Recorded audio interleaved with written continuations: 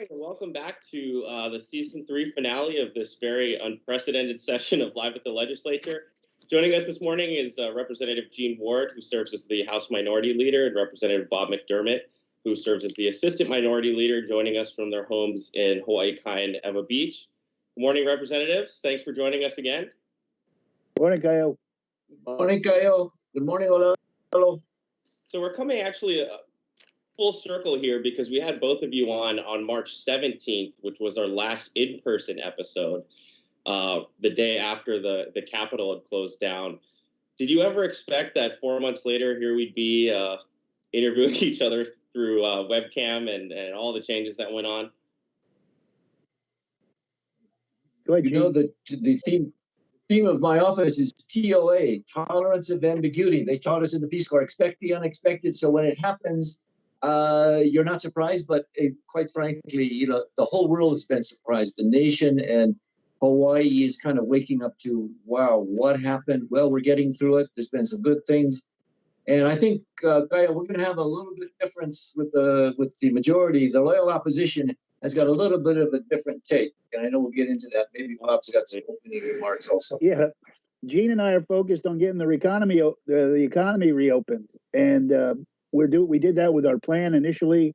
You know, 3 months ago, we asked for quotes as a customer for the testing machines, right? In April, I think it was, April, May. Anyway, we got quotes. And they told us, look, $2,500 a machine, rapid testing, you can do with 4,000 machines, we can do about 9,000 tests a day, but don't expect them till November. I am convinced that this administration hasn't even probed into that yet to purchase extra testing machines. They're going to need them. They're going to need them. And in the paper this morning, they said Hawaii is not going to test anybody who comes here. We don't want to. We don't want to test them. Okay. We want them tested where they leave. But if somebody shows up, well, let's take care of it and get them out the door and spending money. And if they're positive, they're going to be in the quarantine paying for that. So we've got to be smart. And Gene and I we have concerns over the command and control structure and the execution of any rollout plan, which we haven't seen any yet. So it's a little different than moving money around for welfare and CARES money and, you know, internet for kids. And now you have the teachers complaining 4 feet. Is that enough? I mean, we haven't even addressed the education component. And we're just trying to get the door open safely. So let me piggyback with that one, because that's a real big issue that hit the papers yesterday when the EGA said, you know, we're not going to open until September 1. September 1 is caused by, well, let's say the postponement is caused by the spikes on the mainland as well as the spikes locally. That's a function of social discipline. I didn't say distancing, social discipline. Put on a mask, stay away from mass crowds. And the average age now of the infected is 31 years old. Punishing businesses by not opening them is not going to change the behavior of these 31-year-olds. That's what I'm thinking. If that's a misplaced priority, we're going to be punishing our businesses. And a lot of the downside of the economic debt that we are getting into is, I think, being papered over by the majority. They think all is well. Look, we've done a good job. We've given unemployment. We're supplementing rent. That is good, the safety net. But 75% of all of our income in the state of Hawaii comes out of the private sector, holding taxes as well as 50% from GD taxes. If we're going to put our head in the sand saying, you know, we're going to have exactly 0 cases, I think we're going to end up we're choking ourselves on the debt that we're doing by promising the people that everything is okay. So I have some real doubts about what we're going to happen in the September opening. We're probably still going to have the social discipline problem, and we're going to punish the businesses. Yeah, and to piggyback what Gene is saying, Kaio, is that if we would have planned correctly and implemented the things we would have done, the rate on the mainland wouldn't have mattered because you had to get tested prior to coming here, right? Amen. If you showed up and you didn't have a test, we throw you in the Abbott machine, which can do 4 an hour. You got 4,000, that's 10,000 a day. We don't want to do it again, but if we have to, we would, and then we get you in Waikiki spending money. It wouldn't have affected us just marginally because we already got this system in place. And we would have ordered, if we did it with military precision, we would have ordered additional reagent materials in advance of just-in-time stock replenishment, which is what we were doing. So we didn't think And then we have a Department of Health that doesn't believe in testing. I mean, it's no secret now. They don't believe in testing. They don't believe in temperature checks. They don't believe in contract tracing. All these things they said they believe in. We really don't want to do them. They're not 100%. Just let the virus come in. Just bring in the viral load. I don't want to do that. Making Hawaii safe for travel was the first written plan. And that was the first thing about it. The first thing was, 4 months ago, everybody said, you can't do this. This is impossible. The DOT, the FAA will not allow it. Well, yours truly and Bob went to the White House, got those guys in a discussion with the DOT and the FAA, and Hawaii was the first one to get the green light. Yeah, let me toot Gene's horn for him. Gene is a Republican National Committeeman. He has contacts in D.C. He met with the contacts. He badgered them over the phone. Department of Transportation, Gene talked to the FAA, Gene talked to Homeland Security. He said, give me language that we can give the majority to make this doable. And he got the bill and he gave it to the majority and said, you guys introduce it. You take ownership of it. They ran away from that like they want nothing to do with it. So I'll just run the timeline for the viewers. It was May 18th that Rep. McDermott, you had introduced the Making Hawaii Safe for Travel to the House Select Committee with Rep. Ward.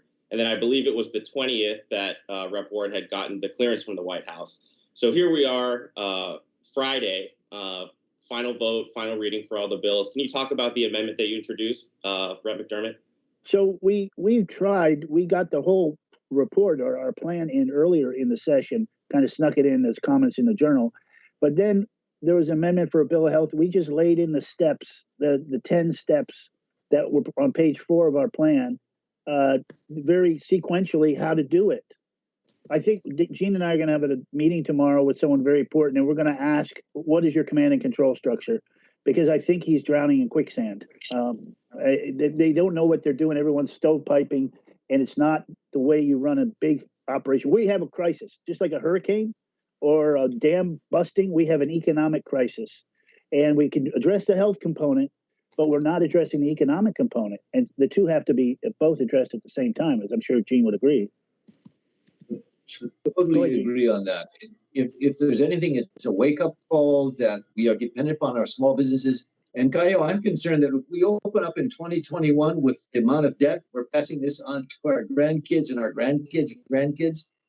We got a great subsidy from the feds, but look, that's a dependency. And what my fear is, when you go to a doctor and you got a broken leg, he gives you a cast and said, look, in 6 months, 6 weeks, your bone is going to heal. That's the natural process. When we put a cast on, we give them like 6 years. And that's the dependency. I'm afraid we're progressively moving along towards getting a dependency with the people of Hawaii, even facial recognition that we're going to have now at the airport, a bad thing that's occurred. We've slapped the face of the police officers by a bill that we passed for them. That's another thing. Bob, you want to comment on that? Well, yeah, when we convened the special session, the despicable murder of George Floyd just took place. So the left, outraged, went and grabbed any bill they could find in the top drawer that would harass the police, rein them in. You fast forward 8 weeks later, the context has changed. The police are being set up as victims, ambushed, assassinated, disrespected all over the country. And so now we passed this measure because we got a couple of lefties in the House and the Senate who can't stand the police, and they love everything left, Antifa, all that stuff. And it was funny because I said, well, this has to do with George Floyd. And Chris Lee, the Judiciary Chair, stood up and said, oh, this has nothing to do with George Floyd. And then John Mizuno went on a 20-minute George Floyd screed. Black Lives Matter. And he said, but anyway. But the unkindest cut of all is at a time when we're $3 billion plus in debt, everybody's hurting, and we give a pay raise. Yeah, and that's going to be one of the scars, the landmark things of, okay, there was a COVID session, we had 3 different in and outs, but it's going to be remembered. This is the time that we have the pay raise. 80% of the public is saying, why are you guys giving me pay raise? In fact, I heard yesterday, the University of Hawaii is refusing to let go of that money to give the pay raise to their individual. That is a very wise decision, and that represents the public opinion. Why give a pay raise when you are so in debt? What's that, Kyle? Can you talk a little bit more about that pay raise bill and the discussion that went on in the House? So that gets bogged down in technicalities. These people earned it. They worked hard. We don't begrudge them it. It's not a big raise. It's normally like 2% over a couple of years. It's very modest. That's collective bargaining. They bargained in good faith and they earned it. However, the timing is terrible.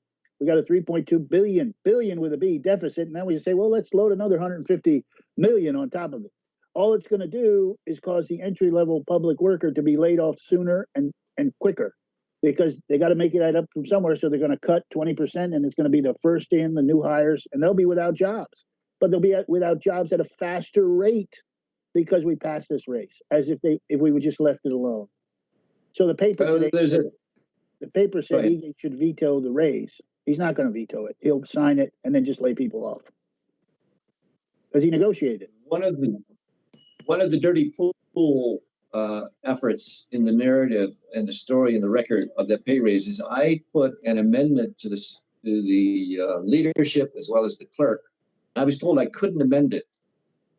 And what I was going to have is the amendment where they will set a date so they can pay it later. In other words, it's just the way that the legislators pay was postponed until next year. We should have postponed those. So I put in an amendment. It was accepted and then it was rejected because of some mumbo jumbo technicality of which was after the fact, totally not true. I got an apology, but it basically blocked the democratic process. And I was, quite frankly, let me use the word upset. I didn't use the word peeved, but it's where that stuff is sometime. In fact, Bob, your amendment was almost ruled out of order until we went over there and said, look, you guys can't do this again. You got to stop doing it. Yeah, let's not go too far inside baseball, but we're trying to change the legislation as it comes to the floor, and we're blocked at every move. But we want to get things in the record so other people in history can see, hey, these guys didn't agree with the pay raise. They tried to change it. They're not against the employees getting a raise. Just now is not the proper time. Exactly. When your checking account is overdrawn, you don't keep writing checks. You wait till you get some replenishment, except in the McDermott house. But otherwise, Okay. Sorry, Kyle, we've taken over your role. No. Going on the theme of economic development, jobs, everything. Rep. Ward, you introduced the floor amendment for the Stadium Authority bill. Can you talk a little bit about that? And the Star Advertiser had just reported that if the stadium is delayed, it would cost about $20 million more than the already $350-ish million price tag. Yeah, we're talking about $350 million for a new stadium, which we do need. The rusting thing has had its day. Thank God Frank Fossey did know it well. Unfortunately, he didn't know what he was doing. He did the right thing, but he didn't buy the right product. What we've got is a floor amendment that went forward, was discussed, and for the life of me, I cannot believe why all of our colleagues would turn down $100 to $500 million for naming rights. Naming rights is a very common practice where Budweiser or FedEx or any of those will have booths, they'll have the name, they'll have all of the advertisement. Even if it's a Pepsi, they have only those drinks that go into it. And what we have is a $150 million pay raise we'll go for, but in terms of putting back in the coffers money by using innovative, creative, entrepreneurial thinking, they say, oh, no, we don't want to do that. So for the life of me, the people of Hawaii got to know this legislature is not fiscally responsible. They've done a good job in terms of the social net, the unemployment, we got rental assistance. But in terms of the economy, and quite frankly, when it gets down to 2021, if we don't help small businesses, they're going to die off. If they die off, 50% of all of our money in the treasury comes from GT taxes, 25% from withholding tax. We kill off small business, we kill off government, and then all of the people are saying we've done great things for the people. I think it's going to come back and bite them. So how would you want the role of the minority to be remembered during this session? Okay, Bob, you got it? I think we led in the fact that because we're nimble and agile, we were able, Gene and I and you and the whole team, and it's not just Gene and I, it's the whole staff, Julie, Tom, Lafa, everybody, Josh, and Kip, Eric, I don't want to forget anybody. Everybody came together to work on this plan to reopen Hawaii and make it safe for travel. And we were out there way before anybody. And we're the only ones with a sequential step-by-step plan, which also cares about the employees in the visitor industry, requiring testing for the hoteliers and the rental car agents. These are people who are on the front lines. The poor flight attendants are going to go down like flies if they're not, these people aren't tested. I mean, In training, they lost 14. How many are they going to lose when they're actually in the air in a plane full of COVID, which we now understand can be spread in aerosol fashion?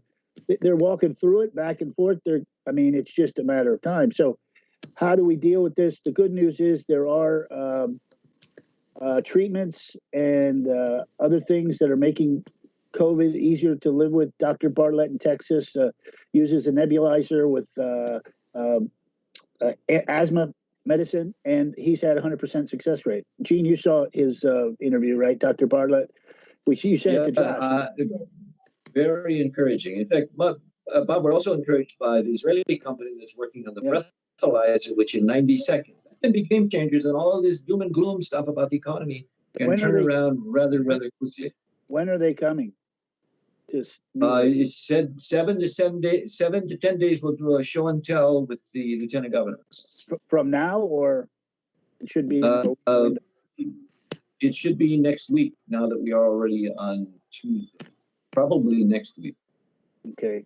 And just like that, we're out of time. But I just wanted to. Oh, cannot be. I haven't said we're going to get through this, people. Keep strong. Stay strong. We're Americans. We are resilient. We're confident. We're innovative. We're creative. We're going to get through this, but don't get down into the doom and gloom like so many people are shut up in their houses.